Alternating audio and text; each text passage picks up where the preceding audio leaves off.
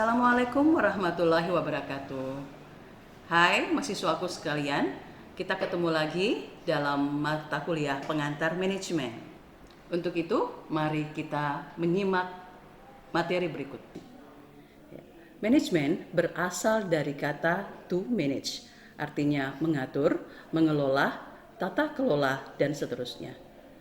Dengan adanya istilah manajemen, ini menandakan bahwa ada beberapa perkataan yang terkait dengan manajemen. Pertama ada yang disebut dengan manajerial, dan manajemen itu sendiri. Ketika kita berbicara terkait dengan manajer adalah orang yang melakukan pengawasan atau orang yang melakukan pengaturan dan bertanggung jawab terhadap hasil kerja orang lain. Yang kedua, manajerial adalah ilmu terkait dengan pengaturan, di mana pengaturan tersebut yang diajarkan adalah terkait dengan kebenaran. Sementara manajemen itu sendiri tidak lain adalah ilmu yang mengkombinasikan antara science and art, di mana dilakukan pengelolaan terkait atau pengaturan terkait dengan pertama sumber daya manusia, yang kedua sumber daya alam, yang ketiga sumber daya kapital, yang dijabarkan ke dalam 6 unsur, yaitu man, money, method, material, mesin, and market. Ya. Pada slide di sini kita melihat bahwa setiap organisasi mempunyai keterbatasan akan sumber daya manusia, uang, dan fisik untuk mencapai tujuan organisasi. Di sini dijelaskan bahwa pencapaian organisasi tidak semudah yang kita bayangkan, bergantung pada bagaimana pengelolaan di dalam manajemen itu sendiri. Keberhasilan perusahaan dipengaruhi 90% adalah ketata laksanaan atau pengaturan terkait dengan manajemen itu sendiri. Kemudian, ketika kita berbicara terkait dengan manajemen, maka tentunya manajemen itu adalah pengelolaan yang efektif dan efisien. Menurut Peter Drucker, bahwa efisien ditekankan pada pekerjaan dengan benar atau doing this right, sedangkan efektif adalah melakukan pekerjaan yang benar atau doing the right things. Ya. Efektif mengacu pada pencapaian tujuan, sedangkan efisien mengacu pada penggunaan sumber daya minimum untuk menghasilkan keluaran atau output yang telah ditentukan. Oleh karena itu, ada beberapa pencapaian, ada 3 hal ya dalam pencapaian sebuah manajemen. Pertama, pencapaian tujuan secara efektif dan efisien. Efektif adalah tepat sasaran, sementara efisien adalah bagaimana penghematan penggunaan waktu dan biaya.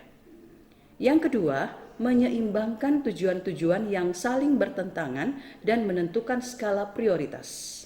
Di dalam menentukan decision making atau keputusan, kita menggunakan beberapa alternatif. Tentunya alternatif yang dipilih adalah alternatif yang prioritas. Yang ketiga, mempunyai keunggulan daya saing atau competitive advantage dalam menghadapi persaingan global. Ya, di sini menurut Michael Porter bahwa ada yang dimaksud dengan competitive advantage adalah kemampuan yang diperoleh melalui karakteristik dan sumber daya suatu perusahaan untuk memiliki kinerja yang lebih tinggi dibanding perusahaan lain pada industri atau pasar yang sama. Nah, sekarang kita masuk pada pengertian manajemen. Ada beberapa pakar yang menjelaskan terkait dengan pengertian manajemen. Yang pertama, Mary Pocket Follett. Menurut Mary Pocket Follett, manajemen adalah seni dalam menyelesaikan pekerjaan melalui orang lain. Kenapa ada unsur seni di dalamnya? Kita ketahui bahwa ilmu tanpa seni itu bagaikan sayur tanpa garam. Kenapa diperlukan seni atau art? Karena di dalam manajemen pengaturan itu tidak gampang. Ada 2 pengaturan, apakah pengaturan dengan manusia atau dengan barang. Ketika kita mengatur barang, maka memindahkan barang bisa sesuka hati kita. Tetapi memindahkan manusia, ya maka akan timbul pertanyaan what, how, who, when, where. Ya, baik. Jadi tentunya kenapa diperlukan seni? Karena di dalam membuat yang disebut dengan pengaturan, dibutuhkan yang disebut dengan fleksibilitas. Ya, dan pendekatan-pendekatan yang dilakukan adalah pendekatan persuasif. Ya, untuk mendapatkan pengaturan yang optimal. Oleh karena itu, dibutuhkan yang disebut dengan unsur art atau seni di dalamnya. Thomas H. Nelson, menurut Nelson, manajemen perusahaan adalah ilmu dan seni memadukan ide-ide, fasilitas, proses, bahan, dan orang-orang untuk barang atau jasa yang bermanfaat dan menjualnya dengan menguntungkan. Sementara J.R. Terry, menurut Terry, manajemen diartikan sebagai proses yang khas yang terdiri atas perencanaan, pengorganisasian, pelaksanaan, pengawasan yang dilakukan untuk menentukan dan usaha mencapai sasaran-sasaran dengan memanfaatkan sumber daya manusia dan sumber daya lainnya. Ya, dan tentunya ada beberapa pakar lagi yang menjelaskan terkait dengan pengertian manajemen, termasuk James F. Stoner, Profesor Dr. Oli Liang Li. Dari definisi tersebut kita bisa menarik kesimpulan bahwa proses adalah suatu cara sistematis yang melakukan suatu titik manajemen yang didefinisikan sebagai suatu proses, karena semua manajer, apapun keahlian dan keterampilannya, terlibat dalam kegiatan-kegiatan yang saling berkaitan dalam upaya mencapai tujuan organisasi. Yang kedua, perencanaan. Ini menunjukkan bahwa para manajer memikirkan tujuan dan kegiatannya sebelum melaksanakannya. Kegiatan mereka biasanya berdasar pada suatu cara, rencana, dan logika, bukan asal sebab saja. Yang ketiga, pengorganisasian. Ini berarti para manajer itu mengkoordinir sumber daya manusia dan sumber daya lain yang dimiliki organisasi tersebut. Yang keempat, memimpin. Ini menunjukkan bagaimana para manajer mengarahkan dan mempengaruhi bawahannya menggunakan orang lain untuk melaksanakan suatu tugas tertentu dengan menciptakan suasana yang tepat. Mereka membantu bawahannya bekerja secara baik. Manajer yang baik adalah manajer yang menjadi pendengar buat bawahannya. Yang kelima, pengawasan. Ini berarti para manajer berusaha untuk meyakinkan bahwa organisasi bergerak dalam arah atau jalur tujuan. Apabila salah satu bagian dalam organisasi menuju arah yang salah, para manajer berusaha untuk mencari sebabnya dan kemudian mengarahkan kembali ke jalur tujuan yang benar. Yang keenam, menggunakan semua sumber daya organisasi. Definisi ini menunjukkan bahwa para manajer menggunakan semua sumber daya untuk mencapai tujuannya. Manusia merupakan sumber daya yang terpenting dalam suatu organisasi. Yang ketujuh, upaya mencapai tujuan. Ini berarti bahwa manajer setiap organisasi berusaha untuk mencapai tujuan tertentu. Tujuan setiap organisasi berbeda-beda, tetapi apapun tujuan yang ditetapkan suatu organisasi, manajemen adalah proses untuk mencapai tujuan tersebut. Baik, berikut kita lihat apa perbedaan dan persamaan administrasi dan manajemen. Ada dua pakar yang membedakan antara administrasi dan manajemen, dan ada pula yang melihat dari sudut pandang persamaan. Yang membedakan antara administrasi dan manajemen, di sini menurut Profesor Dr. Prajudi SH, administrasi adalah pengendalian badan usaha secara menyeluruh, secara semesta, secara overall, tanpa menitik beratkan salah satu unsurnya yang tertentu. Sedangkan manajemen adalah pengendalian badan usaha melalui salah satu unsur, terutama unsur manusianya.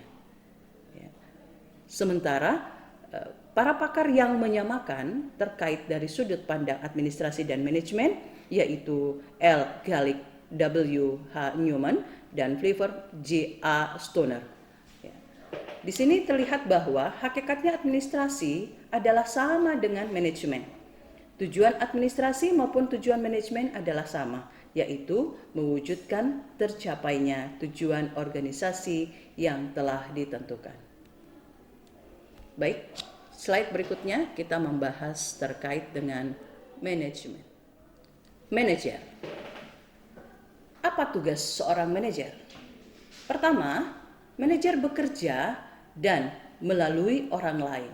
Istilah orang di sini bukan saja mencakup bawahan dan atasan saja, tetapi juga manajer lain dalam organisasi. Ya, manajer bertanggung jawab agar setiap tugas dilaksanakan dengan berhasil. Ketiga, manajer menyeimbangkan tujuan yang saling bertentangan dan menentukan prioritas. Keempat, manajer harus menentukan siapa yang akan melaksanakan suatu tugas tertentu dan harus menunjuk tugas tertentu pada bawahan yang tepat. Jadi ada bentuk yang disebut dengan instruksi. Ya, jadi komunikasi harus berlangsung baik antara manajer dan bawahan. Tentunya ya ada yang disebut komunikasi top down dan komunikasi bottom up. Komunikasi top down adalah komunikasi dari atas ke bawah, di mana manajer memberikan instruksi kepada bawahan. Lalu harus memiliki feedback, di mana bawahan memberikan laporan kepada manajer dan disebut sebagai komunikasi bottom up. Baik. Yang kelima, manajer harus berpikir secara analisis dan konseptual. Ya, tentunya posisi manajer lebih kepada konseptual karena manajer atau seorang manajer ya adalah seorang yang mengambil keputusan atau decision making. Ya, sehingga segala konseptual berupa kebijakan dan aturan main itu dilaksanakan oleh manajer. Yang keenam, manajer adalah penengah atau mediator.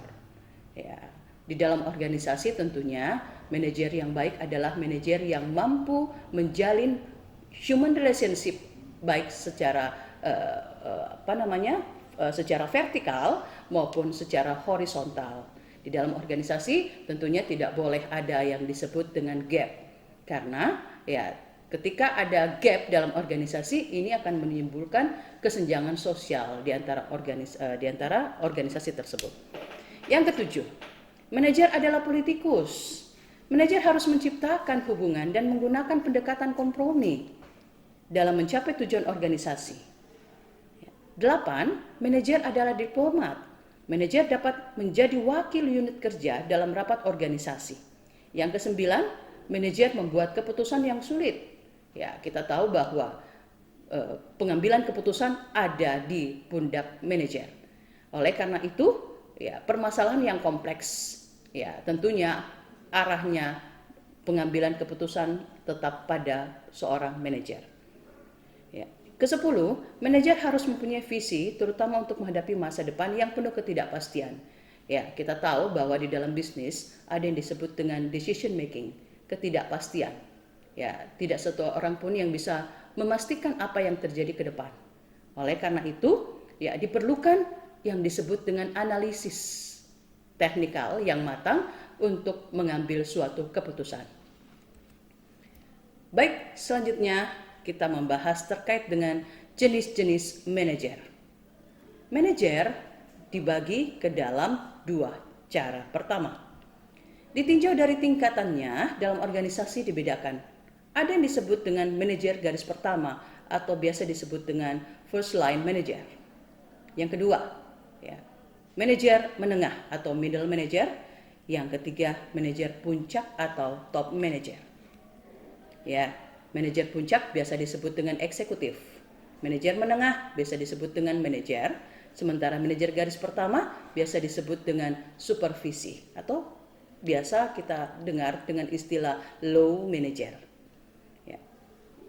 Manajer administrasi dan manajer operatif. Di mana letak perbedaannya? Manajer administratif menetapkan tujuan, merencanakan, mengorganisasi, mengawasi, menetapkan kebijakan. Sementara manajer operatif pertama mengarahkan, yang kedua memotivasi, yang ketiga supervisi, dan yang keempat adalah komunikasi. Yang kedua, tinjauan dari lingkup kegiatan organisasi yang ada di bawah tanggung jawab, yaitu pertama, A. Manajer fungsional bertanggung jawab pada bidang pertama, manajer produksi, yang kedua manajer personalia, yang ketiga manajer keuangan, yang keempat manajer pemasaran, dan yang kelima manajer akuntansi. Dilihat dari proses bahwa pertama manajer perencanaan dan yang kedua manajer pengawasan. Poin B, manajer umum bertanggung jawab lebih dari satu kegiatan fungsional. Pertama, manajer komersial bertanggung jawab pada pemasaran dan bidang keuangan. Yang kedua, manajer teknik bertanggung jawab pada produksi, penelitian, pengembangan, training, karyawan, dan seterusnya. Nah, sekarang kita melihat tingkatan manajemen dan keterampilan manajerial. Menurut Robert L. Kals, menentukan 3 jenis keterampilan dasar yang diperlukan oleh seorang manajer. Pertama, seorang manajer harus mempunyai keterampilan yang disebut dengan technical skill, yaitu keterampilan teknis. Yang kedua, human skill, yaitu keterampilan mengelola manusiawi.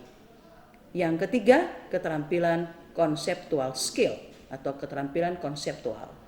Ya, untuk technical skill mayoritas dilakukan oleh low manager. Human skill biasanya mayoritas dilakukan oleh middle manager, dan conceptual skill ya ini biasanya paling dilakukan oleh top manager. Ya, tanggung jawab sosial dan etika.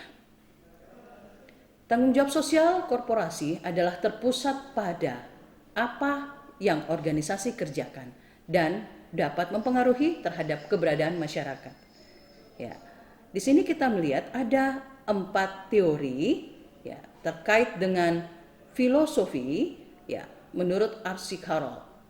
Pertama, reaktif. Apa itu reaktif? Yaitu perusahaan akan merespon suatu isu sosialnya apabila isi tersebut dapat menghalangi tujuan perusahaan. Yang kedua, defensif. Perusahaan bertindak untuk menangkal suatu tantangan. Yang ketiga, akomodatif, yaitu perusahaan mengikuti aturan pemerintah dan opini masyarakat. Yang keempat, proaktif, yaitu perusahaan mengantisipasi hal-hal yang belum pernah dilaksanakan. Nah, berikut kita melihat bagaimana globalisasi dan keunggulan bersaing. Globalisasi bisnis terdiri dari 3 faktor yang saling berkaitan, yaitu pertama ada yang disebut dengan proximity, ya, lokasi dan sikap. Pertama, sekarang ini manajer harus beroperasi dengan konsep berpikir secara global dan bertindak secara lokal dengan adanya modernisasi teknologi, telekomunikasi, dan informasi. Yang kedua, lokasi dan integrasi operasi organisasi bisnis menyebar ke seluruh dunia, seakan-akan tidak ada batasan antar negara. Yang ketiga, global mengacu kepada sikap yang baru, lebih terbuka tentang praktik manajemen secara internasional. Oleh karena itu, global business menurut perusahaan lebih memperhatikan tentang keunggulan bersaing. Oleh karena itu, persaingan bisnis secara global semakin ketat, masing-masing perusahaan berusaha untuk menjadi unggul dalam bersaing atau competitive advantage. Infrastruktur global semakin maju sehingga investor banyak melakukan investasi langsung untuk mengembangkan investasi portofolio atau pilihan-pilihan dalam investasinya. Ada 3 cara yang dilakukan. Pertama, ekspor, yang terdiri dari ekspor langsung, ekspor tidak langsung, dan kerjasama. Yang ketiga, dengan kontrak atau joint venture, waralaba, dan lisensi. Yang ketiga, dengan memiliki cabang perusahaan di negara lain, yaitu dengan cara akuisisi dan merintis dari awal atau greenfields. Culture dan multiculturalisme. Ya. Ada 3 elemen ketika berbicara culture. Pertama, ada yang disebut dengan artifacts, export value, dan basic. Berikut culture dan multiculturalisme. Ada 3 elemen terkait dengan culture, yaitu pertama, artifact, yang kedua, exposed value, dan yang ketiga, basic assumptions. Sementara multikulturisme ini adalah suatu pandangan bahwa terdapat banyak culture yang berbeda dan banyak faktor penting di dalam organisasi, yaitu ada beberapa hal: grace selling syndrome, sexual selling syndrome. Multiculturalisme adalah suatu pandangan bahwa terdapat banyak culture yang berbeda dan banyak faktor penting di dalam organisasi tersebut, yaitu ada grace selling syndrome, sexual harassment, stereotip, dan earning gap. Ya. Berikut kita bahas terkait dengan kualitas.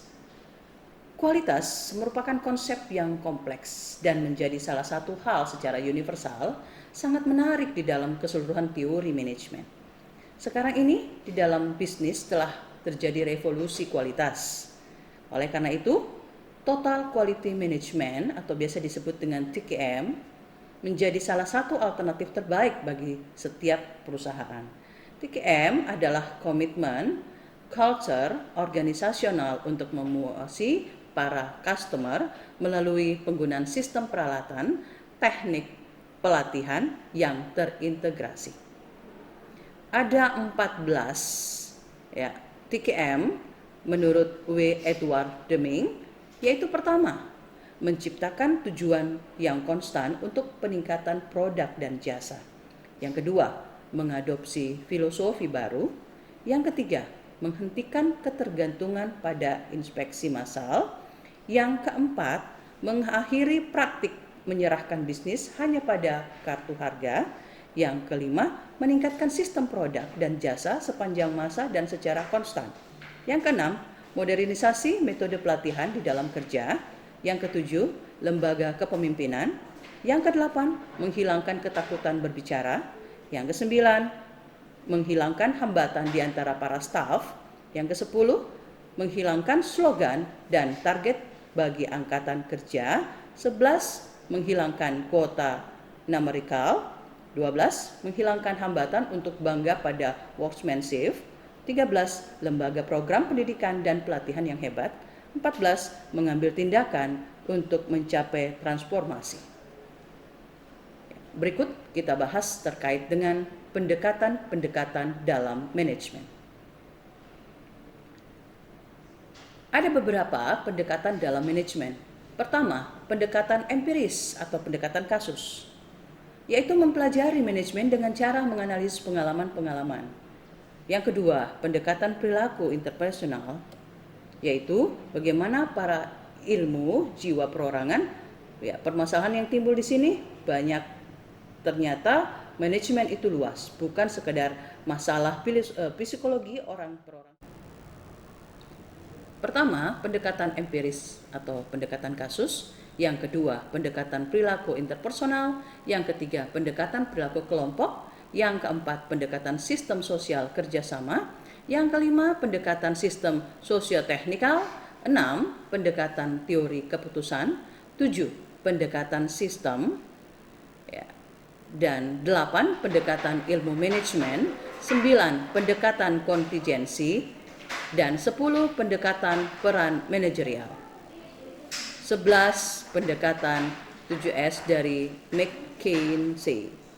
Ada 7 strategi 7S yaitu strategi, structure, system, style, staff, dan nilai-nilai yang disepakati atau share value dan keterampilan skill. Demikian.